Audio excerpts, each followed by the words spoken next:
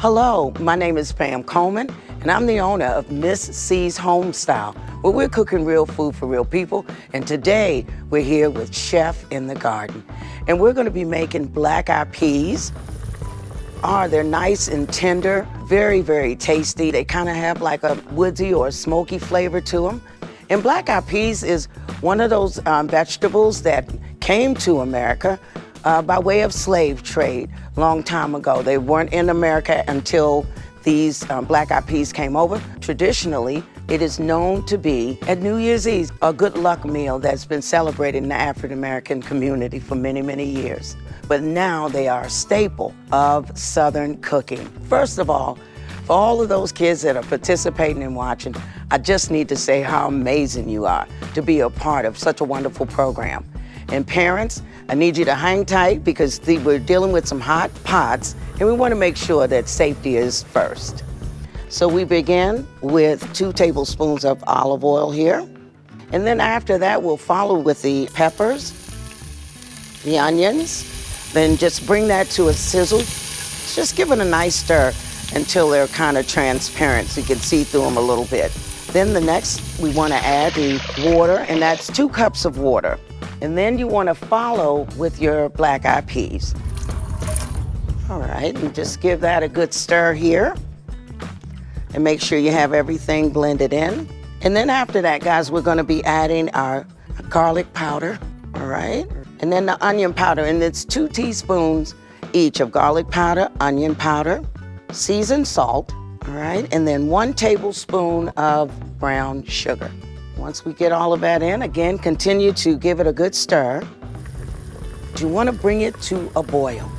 And then after about 5 minutes or so, then you want to bring the heat down to simmer, put a top on it, just let the aromas and all of that come together for a great bowl of black-eyed peas. Before we go any further, let's go to Mr. Pikle. He's going to show us how to grow black-eyed peas. Hi, I'm Mr. Pikle. Today I'm going to talk to you about soil health, and we're going to talk about these little things. They're black-eyed peas and how important these are in the garden. Come on with me, I'll show you what I'm going to do with these things.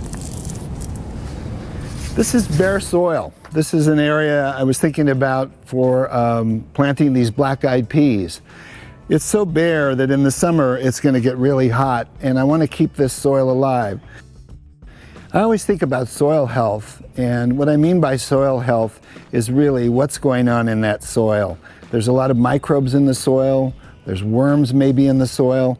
There's a lot of little critters walking around and eating each other in the soil. I know that sounds pretty weird, but that's really what's going on. And it's really important for that soil to be healthy for your plant life.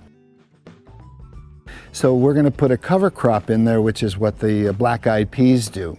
So if the soil is bare, it's important to do something to make that soil healthy. And the black-eyed peas are going to provide shade. It's going to provide some additional moisture for all those living creatures that are in there. And it's pretty hot this summer, so it just takes care of the soil until you're ready to plant again in the fall. So these black-eyed peas are a real important part of keeping this soil alive. So this is where I'm going to plant them in my garden at this time. So here's the little black-eyed peas, and I'm just going to disperse them all around this soil. Don't worry about how far you're going to plant them, how deep they are, the spacing. Just get them in here. They're gonna just do well wherever you put them. So at this point, don't fret too much. So here's one. The soil is pretty soft here. I'm just going to push it down here. It's probably about ½ an inch or so, but just put them all around the place. They're going to grow. They'll be about this big, they're going to be about this tall, so just stick them in anywhere. If you put too many in, don't worry about it. Just get them all over the place. Just think about these things covering the soil with shade, and you'll get them in all the right places. And if they don't all come up, just throw some more in there if you've got any more. But this is what you're going to do with the black-eyed peas.